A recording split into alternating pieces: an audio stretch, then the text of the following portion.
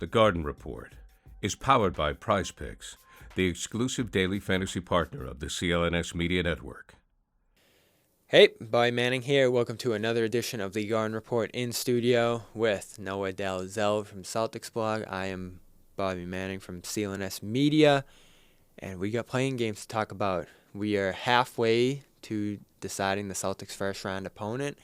That will be done on Friday between the Bulls and the Heat, who came out of those Wednesday games completely ravaged. Noah, Jimmy Butler sprained his MCL, as the Heat confirmed now, and he could miss multiple weeks according to reports. Certainly this winner-take-all playing game for the 8th seed. And Alex Caruso banged up on the Chicago side as they beat the Atlanta Hawks to move into position to clinch the 8th seed as well. Atlanta Hawks eliminated. So one team that's given the Celtics some issues here. The only team out of these three that has beaten the Celtics this year. So they're eliminated. And you look at Philadelphia, a team that's challenged the Celtics at different times, has won 9 straight. And even have they really? They've won 9 straight now? With Embiid wow. back. So you avoid them.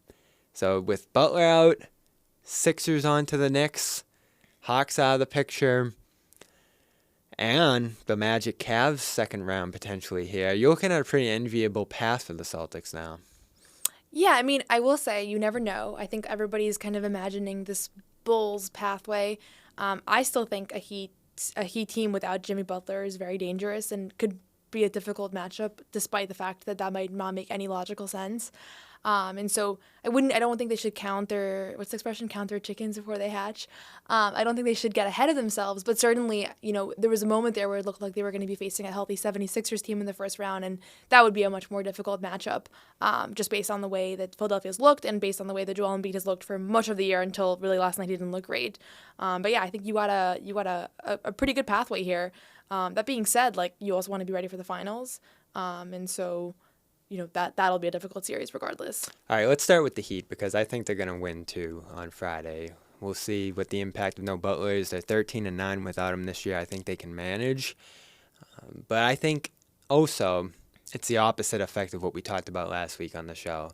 We both wanted the Heat because you go into a series against Butler and bam, and the team that beat you last year and you're on high alert right away, forces you to bring your best game, and you're going to have to not take them lightly. Now you go into a series against the Heat, I think you take them lightly because Butler's not out there. They look vulnerable. They haven't played well. And you're going to think that you're just going to roll through that series potentially here, at least based on how the Celtics have handled stuff like this in the past. Not as much this year. I feel like they've done a good job being consistent and just playing the game in front of them and taking things seriously, even the lesser teams that they play. But it's going to be harder to do that with no Butler on the other side. And you remember the Lakers game, though. No Davis, no LeBron. Boom. Complete upset, letdown game, and they lose. So that's in the play right now. I don't know what your big concern is with the Heat if you go into a series against them, but that's mine. I don't think that they're going to take the Heat lightly. I don't know that you can take the team that sent you home, 2 of the last 3 years lightly. Even without Butler? Yeah, I don't think so because to me, he's not even the reason that they lost in the conference finals last year.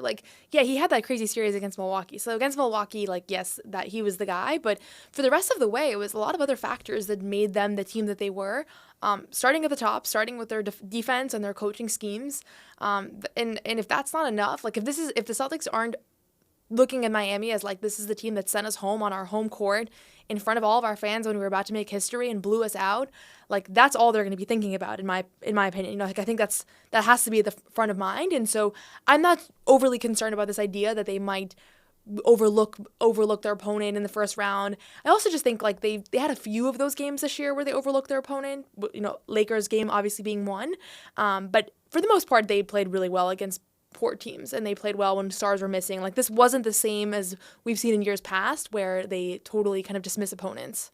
For an entire series, though, they're still going to have to lock in at that highest level against the Heat because you see Butler gets hurt in that first quarter, plays through it, isn't himself the rest of the night, but they still scheme it up defensively. They're running that zone. I think they forced 13 turnovers on Philadelphia in that first half, which was just ridiculous to watch, and they build that double-digit lead, and you're like, whoa, the Sixers about to fall here. And then they blew it. It's the half-court execution. There's so many weaknesses on that team. Even the depth that they have to go to right now. I don't know if Right. Duncan Robinson's going to play in Friday's game. I guess he's back, at least according to the injury report that I just looked at. But you don't have Rozier again, who's dealing with a neck injury. You have DeLon Wright out there, who I totally forgot about coming in the buyout market. He's playing big minutes in this play-in game. Kevin Love's out there, vulnerable defender. You just look at the individual pieces here in this roster as a whole, and you're like, what's there to be scared of, as we've talked about in the past? But there is, as you said, just something with the Heat, the coaching. You see Eric Spoelstra after the game exasperated, and he's going to throw some crazy game plan together on Friday. I think they're going to get it done, and you still have to take them seriously because they're going to scheme it up defensively, even if they're just playing you straight up with Bam on Porzingis and doing some switching, and they're so good at it, even without Butler. It's going to be a challenging series without him, and it's just hard to get up for it the same way it is if he's out there. It's natural. I don't even think it's a Celtics thing. I don't know. I hear you. Like, I do think that is generally a trend, but I have to think this team is going to be different just because of the history. And also, when we talk about Miami in general, like, the thing that's tough is I feel like all analysis is out the window. Like, in theory, this should be an ideal first-round matchup. Like, they're so shorthanded. They have not had a good season. Like, all the factors. Compared to Philly, especially. Yeah, compared to Philly. Even Chicago right now looks like a better, like, they have more offensive firepower. Like, just looking across their roster, they have Kobe White who's playing great, DeMar DeRozan, like, guys that can get you buckets. That we don't really know who those guys are in Miami right now. And even so, like, I just think this time last year, Miami lost their first, play-in game. The entire fan base of the Heat was like, blow it up. Let's get in the lottery, like rebuild the whole thing. And then they went on that crazy run. And so I'm going to go against all logic and just go with the fact that we've seen them turn it around before. And there's a very good chance that they're going to get swept in the first round, and then this will be a stupid take, but I also think there's a good chance that they surprise people, just because we've seen that it doesn't really matter who they have. Like, when they have that system, until Eric Spoelstra is not on that team, on that sideline, like, I will never lose faith in Miami as a potential upset, as a potential really difficult matchup. And I would think that a lot of the players on the Celtics would have the same mentality, just because they've been sent home by them too many times to forget that. I still have the PTSD. I think it will go 5-6 games, maybe even 7 if the Celtics do take it lightly. Even without Butler, I think they're that formidable in terms of how they can scheme some stuff up, play good defense, get out in transition. They still have that Bam hero pick and roll too, which is pretty effective if that's what they're playing around. The depth's hurt right now, though. If they don't have Robinson, they don't have Rozier, that just makes it all the more Rozier's a big difficult. one. I mean, I think he would be in a play-in game. He would be an X factor to be able to just bring some offensive firepower. Like, he was very missing. So you think it would be a short series, Celtics Heat? I would think so. Yeah, I think they would get it done in 5 if I had to make a prediction. But I wouldn't be shocked if it was 6. I wouldn't be stunned if it was 7. I don't think I would not expect it to be 7. I would be stunned if they lost in the first round. I'm going longer on it. We'll see if it's them. If it's the Bulls, Celtics swept them as well during the regular season in more dominant fashion, too. Yeah. You had the play-in game where they ran it up to 50. That was a different Bulls team, though. That was back then. The Bulls were so bad. Like, you would still never had guess that Levine they'd be out in this there. position. And they played the Celtics well the last time they played in Chicago. I think they had 2 second-half games in Chicago that were pretty competitive. Celtics pulled away late in both of those games. Kobe White, as you mentioned, takes over the offense.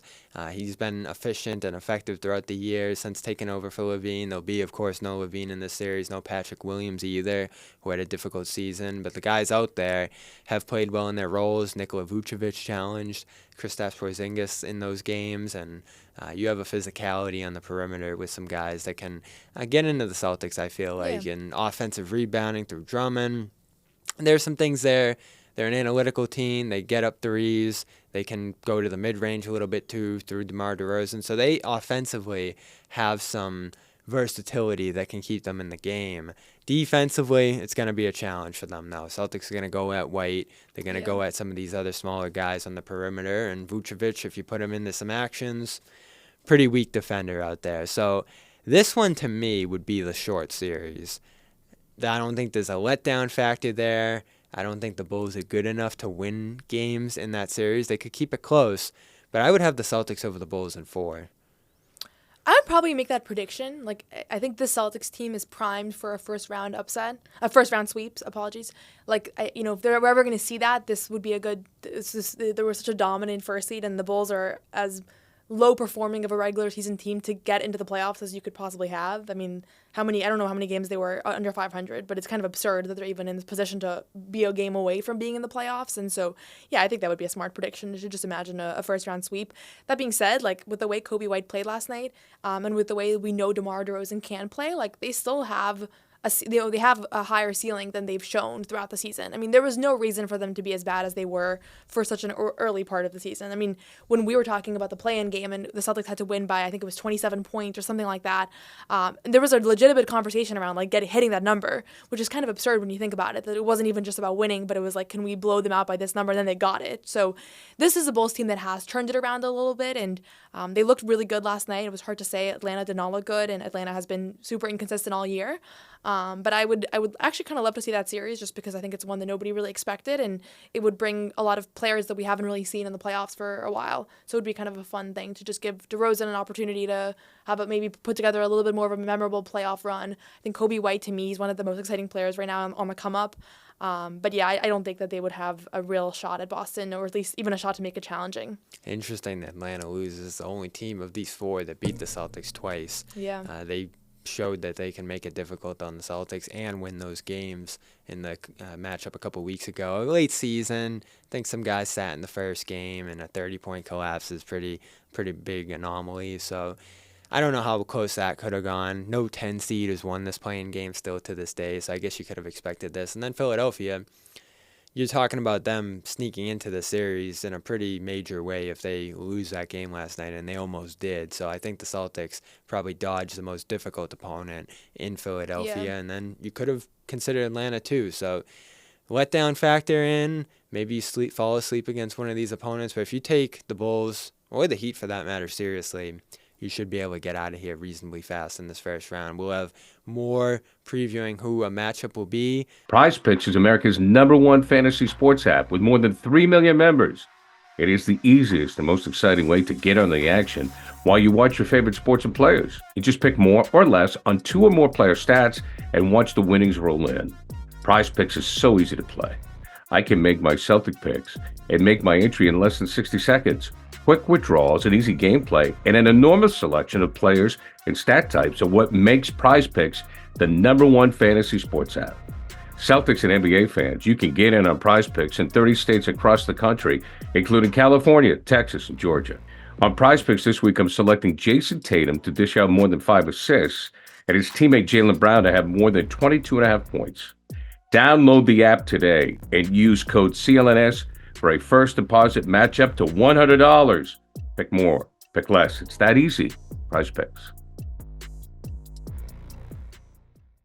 But I do want to get into the article you wrote for Celtics blog today on Jontay Porter, banned for life in the NBA, from the NBA rather, due to gambling that he did on games, allegedly talking about syncing his own results to win some prop bets, and then betting on the Toronto Raptors against the Toronto Raptors, allegedly due to some of these details in the NBA investigation here. And who knows what's next for him? If there's going to be any legal consequences for this.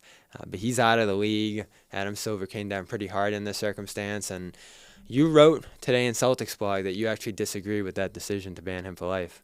Yes, I'm getting a lot of heat for it. So here's what I'll say. And I think the article goes into this further, so if anyone's curious, you can check it out. But the fact that in a matter of a couple of weeks, we were able to not only get a swift resolution, but a lifetime ban, it's unprecedented behavior for the NBA. I mean, we have never seen them act this quick. I still think that I'm sure that there's plenty of information that they're collecting. Who knows if there's going to be other people implicated? Who knows what else they might find? It might be a lot worse than we think. It might be a little bit better. I don't know. But they figured this out in a matter of weeks, and Adam Silver called it a cardinal sin, and there was just an outright ban on him from ever participating in basketball in the NBA. And there was a couple of reasons why that decision rubbed me the wrong way and why I chose to write that article. And one of them being that we've just seen, very severe crimes be committed. And then I'm not talking just about allegations or rumors. I'm talking about people that have gone out there and pled guilty to domestic violence, people that have pled no contest, which, we know what that means. And so effectively, the fact that the league has really played a kind of hands-off role across the board over the last few years, or really over the last 20 years. The only player that has gotten a ban was O.J. Mayo in 2016. Before that, it for drugs, right? PEDs. For drugs, yeah. And that was a 2-year ban. He never was reinstated. But he was the only one since 1995. And so we're talking about, 30 years of and I wrote a whole article earlier in the year about all the domestic violence cases that were left unaddressed. There's a whole list of them. Some of them are active players. Some of them are past players, active coaches, past coaches. The league has played a pretty hands-off role on those. And so to me, it was just a little bit hypocritical to then act really swiftly here. And I understand that these are two very different things, and it's a difficult comparison to make. And I tried to make it artfully, and I'm sure that there are things that I left on the table that are logical fallacies. And I understand that this is about the integrity of the game and the rules of the game. But I also think the NBA is getting in some really dangerous territory here with sports betting and the way that it's being promoted. And I get the irony that, literally I wrote the article on a website where I know there were sports betting ads all over it. And I know this video is going to have sports betting ads. I understand that that's the culture that we're in right now. But the fact that the NBA is promoting sports betting on League Pass, that to me is one step that is just a little bit inexcusable, because you're now making this so available. And so people that are battling addiction, of which there are many, I don't know, maybe Jontay Porter became addicted to gambling, and maybe he could have been rehabilitated. And at the end of the day, none of this really matters, because he was never going to be in the NBA anyways, because he was already a fringe NBA player who was a two-way, who the Raptors would have waived, and that was going to be it, because who wants to meddle with all this? But I don't like the precedent that it sets, that there is this ability. This is a tool that we've had in our toolkit. We just haven't used it to date because it didn't hurt our bottom line. And so there's a lot to this. I think this could be a hour-long conversation, but those are some of my kind of initial thoughts on it. Yeah, it's an interesting comparison. Many have made it at this point, the punishments there, and Miles Bridges, 30 games, right? I hated that punishment, especially because he got time served effectively for the season he was out, where he missed 82 games by not being on a team, and they gave him, I think it was half the suspension or something to that degree. So he only ended up missing 10 games at the beginning of the next season. So it was a record punishment for domestic violence, but it didn't actually impact him to that degree, because he was already out the year before, where he's, sat out most of those games that they gave him credit for. So I think that's a serious issue in the league, and that they haven't addressed it appropriately. And it's something that players and the league have to work on together. And I understand why players don't want to have the option to get banned for life if they're charged or alleged to have done something like that. So I think that's what prevents the league in these circumstances from doing something like that. That they're okay to ban someone for gambling in exchange for the money, and the league's making the money, and the players are making the money at this point. So you haven't heard many players come out and make these statements. That's where I think you get into the hypocrisy a little bit here. At the same time, he had to go. He did. Yeah, I mean, listen, the allegations against him were brutal. They were honestly embarrassing. And we've all seen that clip of, the 3-point shot that he, didn't mean to make, apparently. That he banked in. Have you seen that video? When you are impacting the game and the results and the stats and meddling with those, I actually think that is one of the worst things you can do in a league. But here's the thing, though. Can you be rehabilitated? That's the question. I mean, that's what this is about, right? When your teammates know you were throwing games, stepping out of games, and diminishing your stats for money, I don't think that's trust that can ever be returned. Then nobody should sign you, right? Yeah. I mean, I can be, totally unhinged. So you just want him to have the option to come back? I just think the NBA saying we are going astray from 25 years of how we've treated all sorts of wrongdoing, to me, it was just a money move. I totally understand that nobody would want this guy on their team. I can understand the Raptors immediately wanting him gone. I can understand nobody wanting to sign him. That's the natural course of how things play out when you treat the game terribly. The worst thing you could do as a basketball player on the court, right?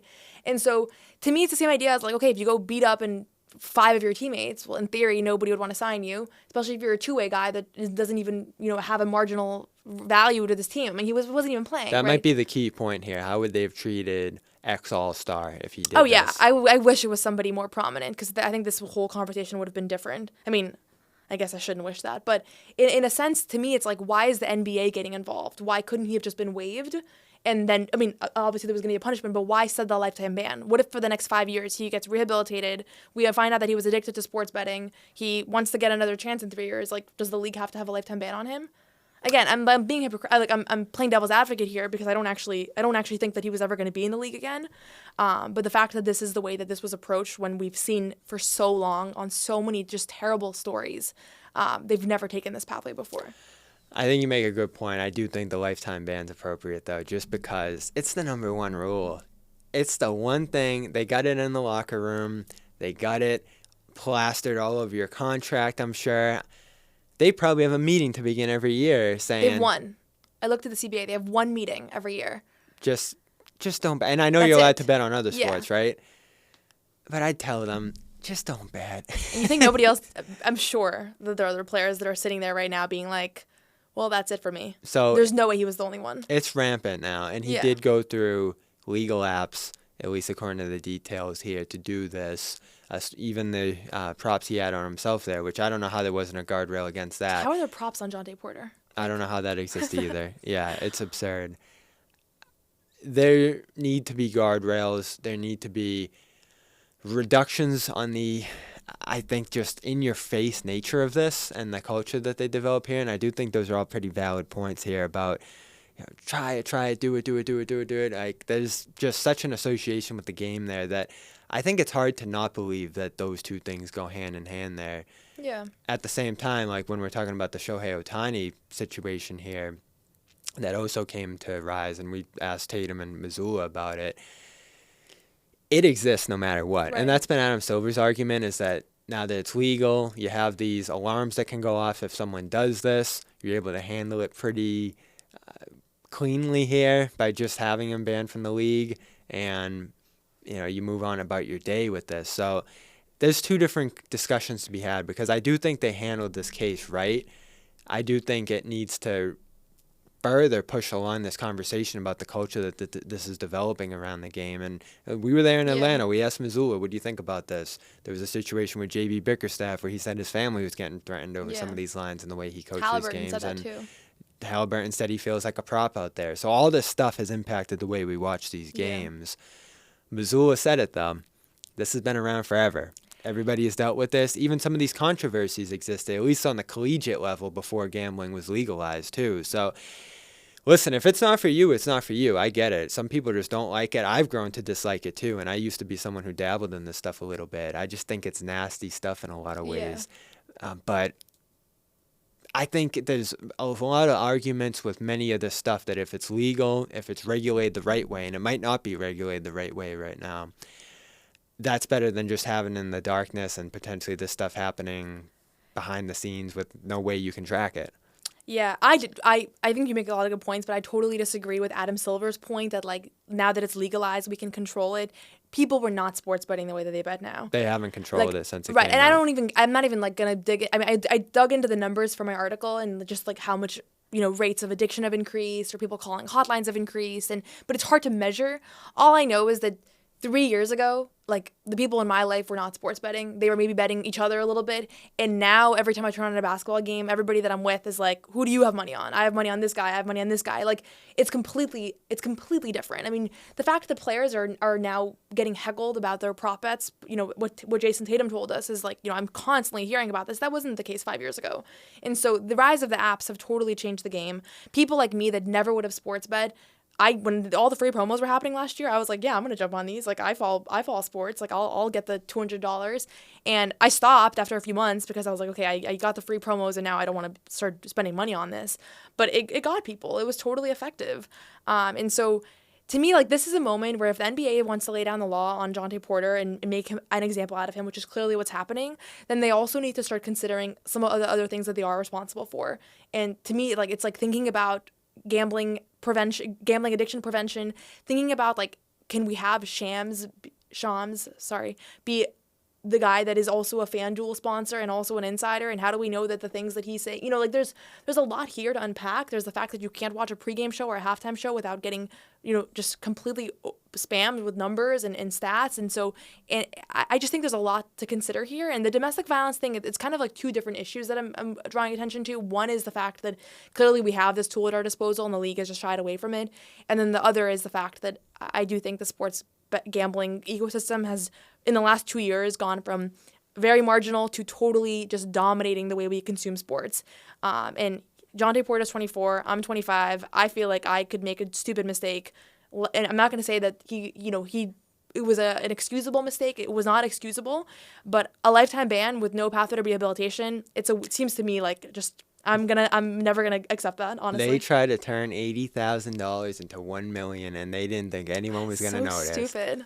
They thought they were just gonna get away with Yeah. $1 million win on Jontay Porter's 2-point. But why can you bet on why are we even able to bet on Jontay Porter? That's what I said a few Like- minutes ago. I don't know how that wasn't a guardrail that existed on whatever app Like- that was.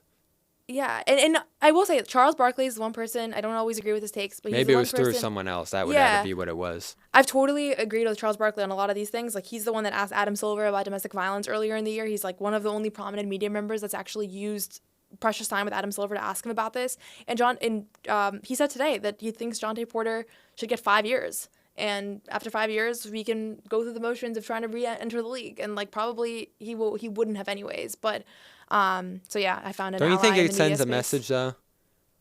And that's what they're obviously trying to do. The here. message of like don't Don't even cross go near this. Yeah, Right, and it's a powerful message. So why can't we send it about other things that are also really important? it's fair. That's yeah. my thing, you know? I think the domestic violence thing is there's been absolutely no sending of a message. The message is actually like don't put us in this position because it's awkward. That's something like, they're going to have you to know, work together on, obviously, too, and there's blame on both sides of the league and the players for that not being in a better place. We will get back to an on-the-court topic here as well to close it out. A couple practices in the books. There'll be one more for the Celtics going into it. Joe Mazzulla has talked about the playoffs not being that different from the regular season. I feel like that's been his prevailing message this week in terms of the way that they're going to prepare for the game, what they're going to focus on in those games. He even a couple of weeks ago said that he'll use the bench as much as he did in the regular season, or insinuated that they have to be able to go back to that and utilize those guys. So I'll ask you going into the playoffs what your biggest question is, because we probably won't record again until after the first couple games here. What do you want to see most in their first handful of games here in this postseason series? What do you think is going to be the biggest question that determines how far they're able to go here? To be honest with you, health. Like we just saw Zion and Jimmy Butler both be eliminated for a couple of weeks in one play-in game. So I think that's the main thing that I'm going to be watching is like, can they stay healthy? Because there's a long run ahead. I don't even just mean like, don't blow up your knee, but like, can you be prepared for a long playoff run? Like we saw in 2022 that lingering things added up and it ultimately cost them. But other than that, I think the play of Jason Tatum and Jaylen Brown, like, you know, they need to be at their best to ultimately like carry this thing over the top. And, you know, I'm viewing it as like there's a world where they're facing Jamal Murray and Nikola Jokic in the finals, and it's going to ultimately come down to like if those two guys are being severely outperformed by Jokic and Murray, like they're probably not going to win the championship. So I'm curious. I think there's been a lot of discourse around particularly Tatum as of late, you know, whether he's going to be first team All NBA, like he didn't have the best end to the season. You know, I'd love to see him come out and just be really dominant from the get-go and be really efficient and just be playing kind of at his best. Because he did have a pretty good year overall, but I think the last few weeks are maybe kind of sticking in people's minds, you know, pretty meaningless basketball ultimately, but that'll be something that I'm looking out for. I'm going to go on the flip side of both of those. Tatum and Brown's a good one. Those are the guys with the ball in their hands in crunch time. We've talked about it 100 million times at this point, but they did not have a great season in the last minute or two of games that are within a couple points, and those are going to happen. They're not going to, despite their 10-plus net rating, which was all-time, and the amount of blowouts they stacked out this year, they're not going to blow out teams all the way to a championship. They're going to have to win some key games in key series. Maybe not round one, but at least later in the series. They're going to have to take care of those games to not allow series to go longer, which is my number 2, and I think it goes hand in hand with your health point. Take care of business. Sweep that first round series. Yeah. Win the second one in 5. Have the layoff, have the rest, the recovery, and the practices between these series that you can here, and take advantage of those. You have a good path here. Miami, Chicago, potentially both injured and damaged. Cleveland and Orlando, you're not going to get ahead to them. But those are better looking teams to face in the second round, I think, than Indiana, Milwaukee, New York, some of these other teams on the other side of the bracket here. So take care of business quickly so you can rest, so you can be healthy. Those series going long last year, Atlanta, Philly going 7, Miami going 7 because you went down 3-0. That's what made Tatum turn his ankle in a Game 7 that you shouldn't have never been in, and Grant had his hand torn up, and Rob's sick in that Game 7. That's all a product of going too long. And if they do that again this year, you could end up hurt, as you mentioned. So that's a big one for me as well. And, yeah, it's going to come down to Brown, Tatum. I think a lot of the other questions are answered, including the bench.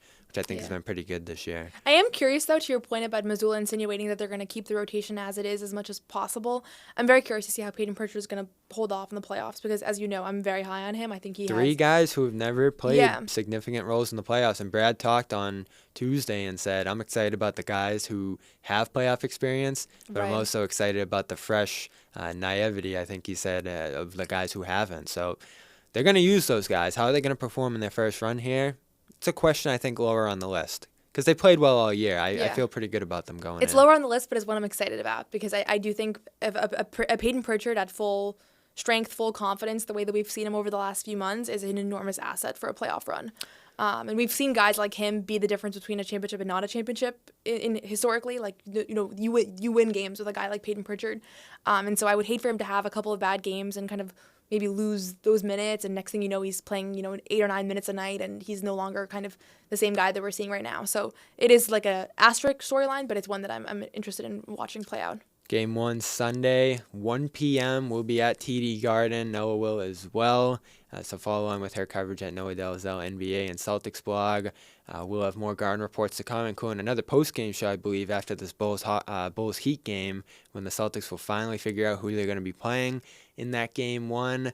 We are brought to you by a couple of great sponsors, one of them PXG.com/garden. Go over there for a discount. Great apparel for golf. It's raining today, but that good weather's going to be rolling in, and you're going to get some good days to get out there on the course. Look good, feel good. That's number 1 and number 2 on your list when you want to get out there. And yes, you want the clubs. Yes, you want all this good stuff, but you want to be out there feeling and looking good first and foremost. And even if you're not on the course, this is some good apparel to wear. I've enjoyed it. Nice hats, nice polos as well. So go check those out at pxg.com/garden. And of course, our daily fantasy sports partner, Prize Picks. Head to prizepicks.com/CLNS and get a 100% matching bonus up to $100 when you go over there. It's as simple as picking more or less. Pick 2+ players and go. Great experience, nice app. So go check it out at prizepicks.com/CLNS. She's Noah Dalzell. I'm Bobby Manning. There's been another in-studio edition of the Garden Report. We'll talk to you next week. Hey, Bobby Manning here. If you made it this far, you probably enjoyed this video, so subscribe, turn on notifications, and check out our social media platforms at Celtics CLNS